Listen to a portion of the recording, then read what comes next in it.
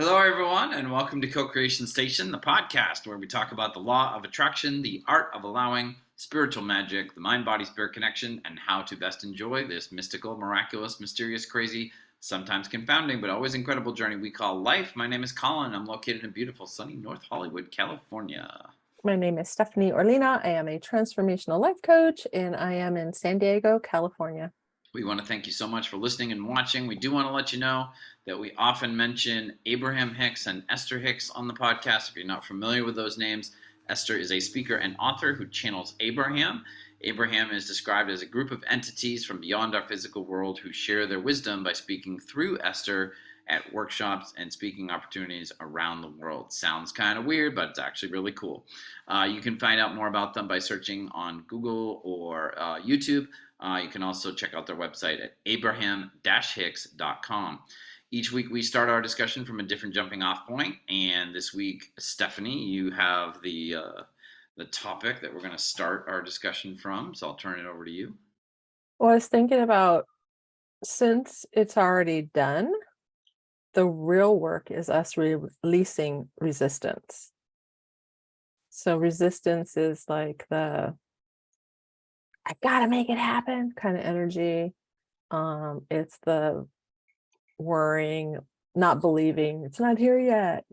Why is it taking so long? Or it's like complaining about what I don't want or what I have that I don't want. Any way where I'm like pushing something away. It's about releasing that resistance. I don't ever have resistance, so I don't really know what you're talking about. It sounds like it'd be a very big challenge to struggle with it. Well, then I guess we need to end the conversation because you don't really know. You have no idea. I'm joking, of course. Yeah, I mean, resistance is the ball game for me, or it seems like it most of the time. Like, I just feel like I have so much, or came into adulthood with so much programmed resistance to me, in the way I think, my beliefs, all that kind of stuff. That it's fascinating to me. I mean, one of the reasons I love continuing to make this podcast is because at least we record every 2 weeks now. We record 2 episodes in a row, but at least every 2 weeks I sit down with you and we just focus on the truth of how things actually work in the universe instead of like what my brain will default to a lot of times, which is, I'll never get this, or I'm not, I'll never be able to afford that, or, the single Collin, woe is me, like, I'll never get another girlfriend, that kind of stuff. Like, it's really good. I mean, that's what listening to Abraham workshops did for me for a long time. Before you and I met, and then since we've met, where it's just like, because Abraham says, like, we've been saying the same stuff since the 90s. We just phrase it differently. And I'm like, yeah, but I need that. Like, I need it phrased differently, and I need to listen to it over and over and over again, because I'm reprogramming my mind, because my mind will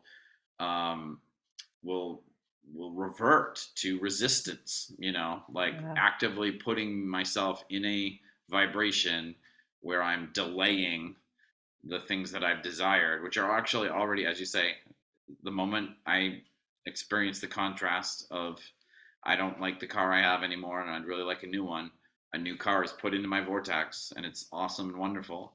And then the only thing that needs to happen is I need to lower my resistance, and that will allow the car to come out of the vortex and into manifested reality. But if I keep saying to myself, oh my God, how am I ever going to afford a new car? I can't afford a new car with what I make right now. And like all these people. So-and-so has one and I don't have the money right now. I can't buy one. And yeah. It's wow. And when you said that so well, thank you. And I was like, yeah, lessening the resistance, and it's raising my vibration. Mm-hmm. Feeling a little bit better.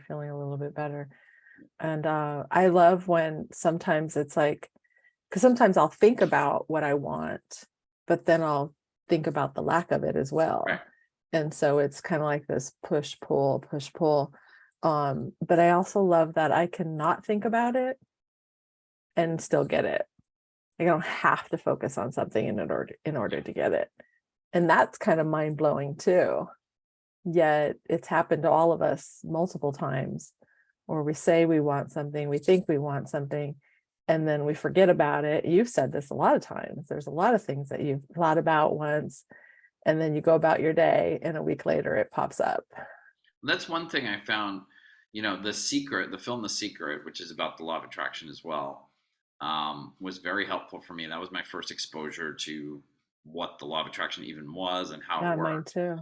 Um, but they really don't touch on, I mean, they do a little bit, but they really don't touch very much on the concepts that Abraham talked about, which are changing the subject or going, what she says, going general. Yeah, And when I heard those two things, that really helped me, because really what I got from The Secret was just sort of like, oh, the only way I can manifest something is there's that sequence in the film, if you've seen it, where somebody's trying to manifest a new car, hmm, and the film um, encourages you to like sort of sit in a chair, close your eyes, visualize the new car you really want, but in a very specific way. Like, imagine how it would feel to have your hands on the steering wheel of that car. Imagine what it would sound like driving down the freeway, etc.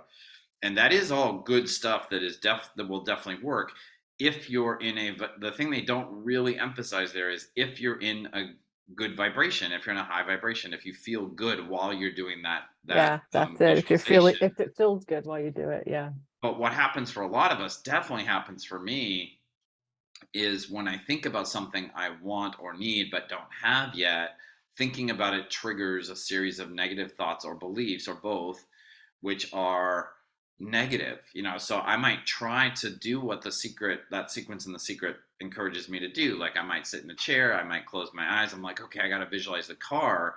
But then my brain might betray me a little bit and just think about like, oh, well, what car? You don't have that car yet. You have your old beat up car. And I'm like, no, no, no, I need to think about the new car. Yeah. So the concepts of going general and changing the subject that Abraham suggests were really helpful for me. Changing the subject is just, if the thing you're thinking about of like I need a new car, but I can't help, whenever I think about that, I just think about my crappy current car and not having the car yet. If that's the case, I can just change the subject. Like, think about something Yeah. or just don't think at all. Like, put on your favorite piece of music, start dancing around your apartment or your house. But the other thing is going general, which I really had never heard of, which is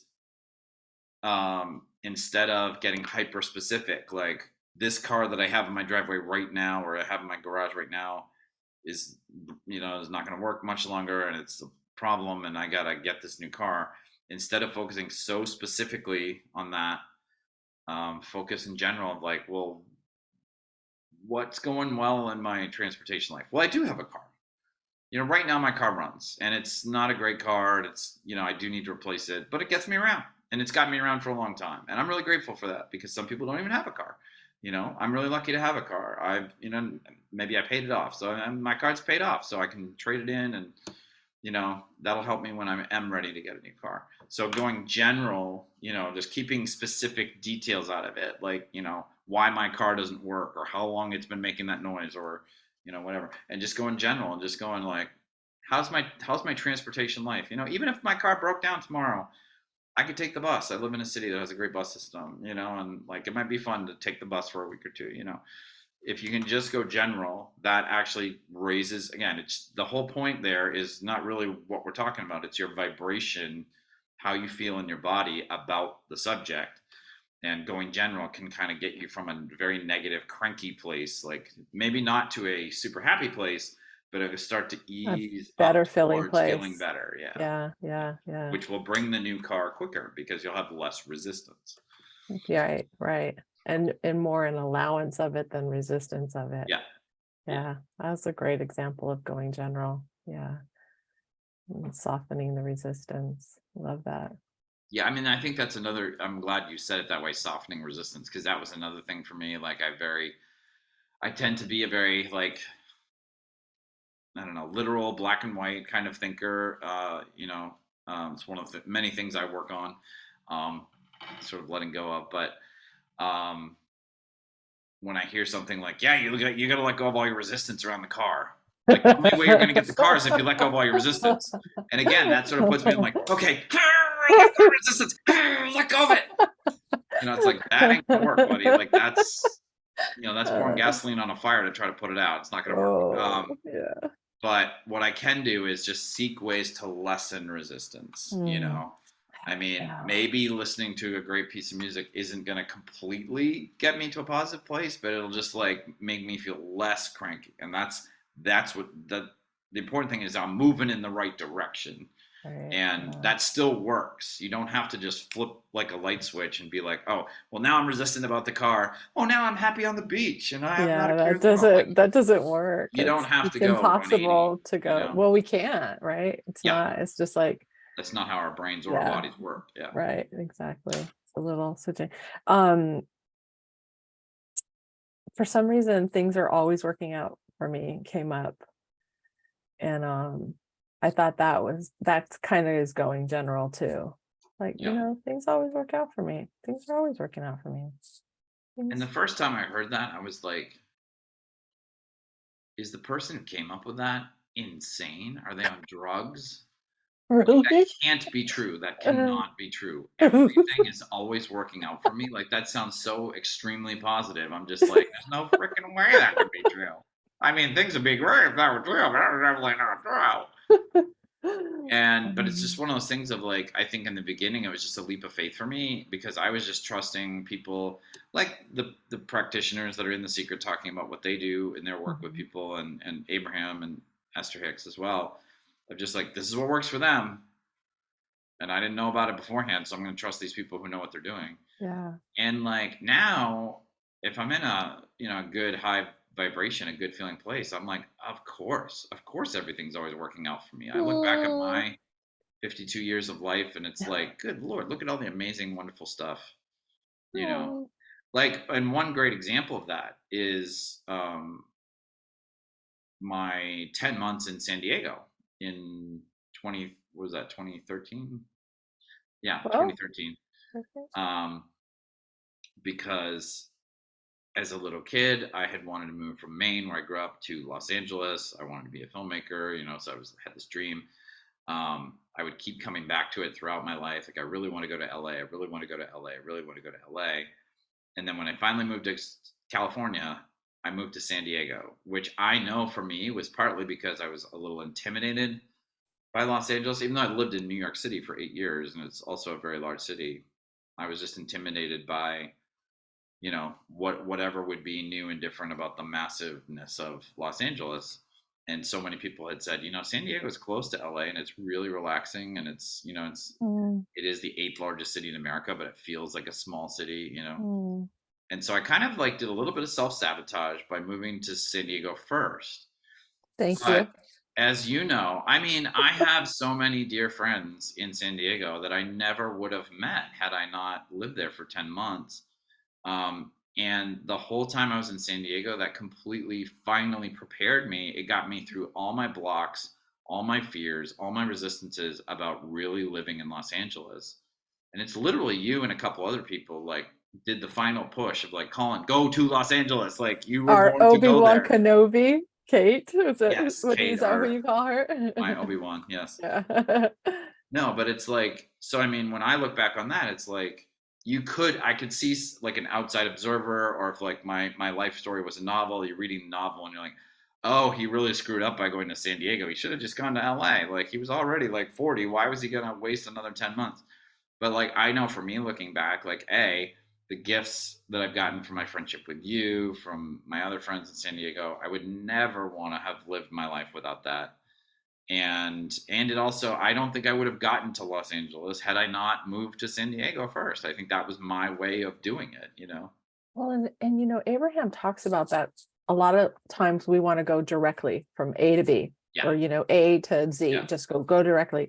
And they're like, but no, a lot of times, what is it? They're like, your inner being knows your resistance, knows what you want, and knows your resistance, and is going to lead you on the path of least resistance to where you want to be.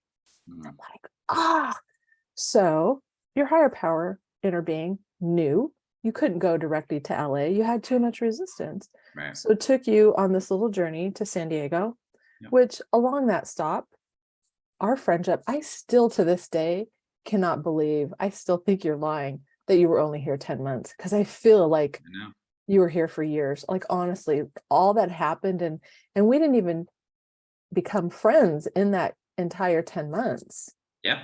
But so much happened in our friendship during that time. I just felt like we knew each other for years. I'm gonna cry.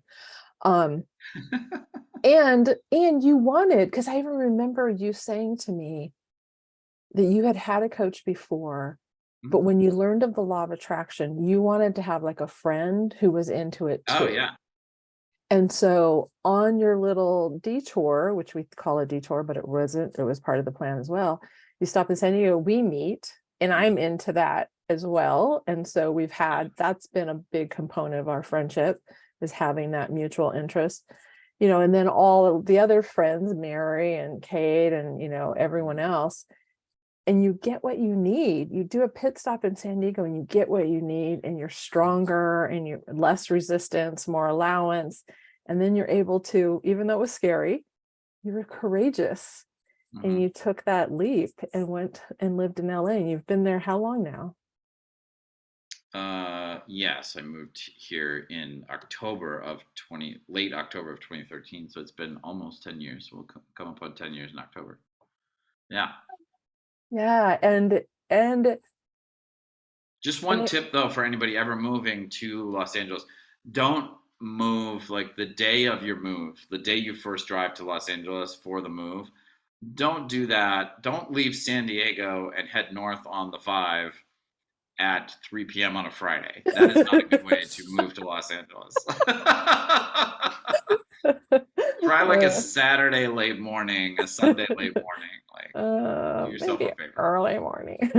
Who knows? No weekend time is good. It's funny though, because I'm off topic now, but I honestly think, are we ever really on topic? No. Are we ever really off topic? But sometimes I feel like when I have like what feels like a negative, contrast experience, I feel like I can feel like I did this, like my, like I had all this fear about like, I mean, one of my fears was the traffic, because it is ridiculous. Like, it's ridiculous on a level I couldn't even imagine. But people had talked about it, and I was scared of it, and I was like, what if I can't deal with it? What if it's too much for me? What if it's overwhelming and whatever? And so it kind of feels kind of correct that the moment I literally cross the city limits, I'm in the worst Friday 5 p.m. traffic. It literally, I had to take the 10 to go from the 5 over to Silver Lake, the neighborhood where I was going to be staying for a while. I mean, anyone who lives in LA knows that the 10 freeway, which goes east-west between, across LA, at 5 o'clock on a Friday. He's like, that's the worst. Like, it's your worst nightmare. And I drove right into that. And I was like, yeah, this was what I was afraid of. And I thought about it a lot. Yeah. And therefore attracted. So you created that thing you didn't want so much. Yeah. That's how powerful you are. You created that thing that you didn't want so much. I was a really good manifestor. You created I hope the traffic's not too bad. I hope the traffic's not too bad. I hope the traffic's not too bad. 2 hours later. Traffic. It's pretty bad. Too bad.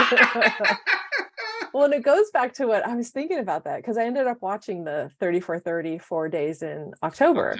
Yes. And I was thinking Red about Sox victory over the Yankees in the American League Championship Series in 2004.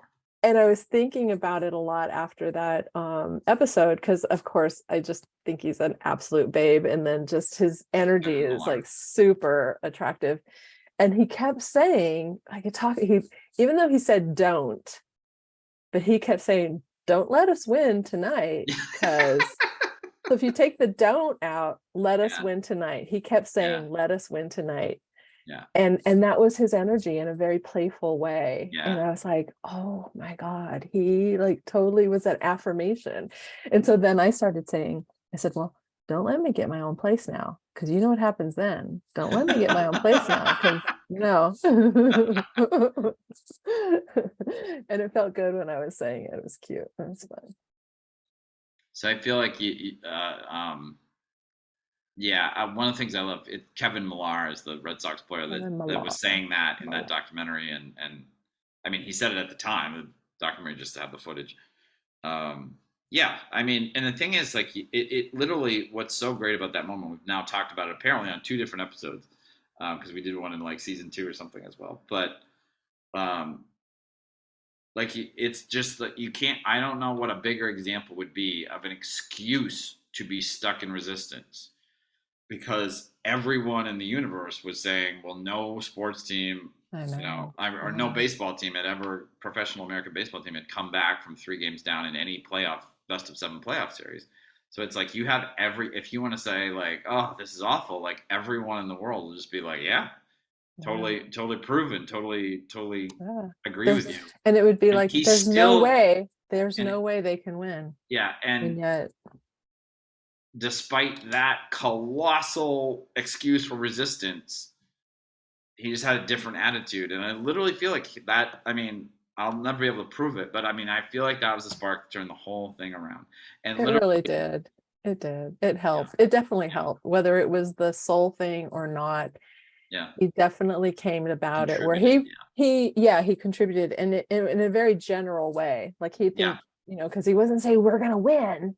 He yeah, was just being playful and it's like, well, don't let us win tonight. And then yeah, he even said to the crowd, as just going over to the dugout, he goes, we just like to make it hard on ourselves. yeah. We don't ever want to make anything easy. Yeah. Well, that's And then that's a he's like, it's all right. What did he say? He's, oh, it's all right. It's all right. I well, love that's a that. great moment too, because and the moment with Dan Shaughnessy, the reporter, is good too, because all of them, the crowd, the reporter, they're all Red Sox fans, even the reporter, and they're sullen, they're sad, they're physically down. And when he goes up to them and does that, like, it's all right, we just like to make it hot on ourselves. We're gonna do it. Sox Nation, everybody. Like, Um, I think most people still, even the reporter, were like, okay, they're gonna lose, but mhm. that's funny. That's a good attitude to have. And they start Yeah. smiling, they start giggling a little bit, Which and softened everyone's it softened the resistance. resistance. Yeah, it Yeah, did. yeah. Yeah, And it was like part of what he did was opened up the crack of least resistance. yeah. Like he created a crack of least That's resistance. another thing I try to remember all the time, and I forget where I heard it. But yeah, it's just you don't have to like go from like totally resistant to like totally open. I think to myself a lot in my brain, okay, I have a lot of resistance about this one thing I'm trying to attract, obviously. I'm just going to crack the door open. I'm just Mm, going to be like, there might be some way that the universe has of bringing that to me that I can't yeah, conceive of. I'm just yeah, going to, and I yeah. literally visualize like a big wooden door, Oh, I love that. like cracking open and light, pouring onto the floor, Yeah. Oh, I love that because visual. it's like because I think when I think if I had to think to myself, I've got to get rid of all my resistance right now in order for this thing. Forget about Again, it. it doesn't even have anything to do with what's really happening. My brain will just create the resistance because it'll be like, well, that's too hard. We can't do that. And then it's Yeah, just like the resistance, yeah. like locked down like a gate almost. If Yeah. I can just go, you know what? I don't need to let go of all of it. I just need to crack the door, and I visualize that little crack in the door. It's Oh, like I'm like, oh, cool. Then cool, I'm good. I And again, it do. starts. That's a journey, softening the resistance more and more. But it can start with just that little I crack. love that. That's juicy. Yeah. Very nice. Very nice. Another great discussion. Thank you for the topic again. We want to thank you for joining us today, for listening to us or watching us, whichever you did. We hope you got something great out of this conversation. Thank you. I just want to take a quick moment to thank everybody who's watching us, listening to us, especially people who are liking the episodes and leaving a comment on YouTube. That's awesome. I'm a little behind. I have some to respond to, but we generally respond to you as quickly as we can. Thank you so much. It means the world to us. We just want to remind you, as we always do, that we're posting a brand new episode for you every Monday morning. And yeah, that's it. Oh, well, all our social media links and our email address are in the doodly doo in the description on the YouTube version of this down below. We wish you a happy and abundant week, and we hope you are able to let go of some of your resistance this week. And we look forward to you joining us again on the next episode of Co-Creation Station. Bye, everybody. Bye.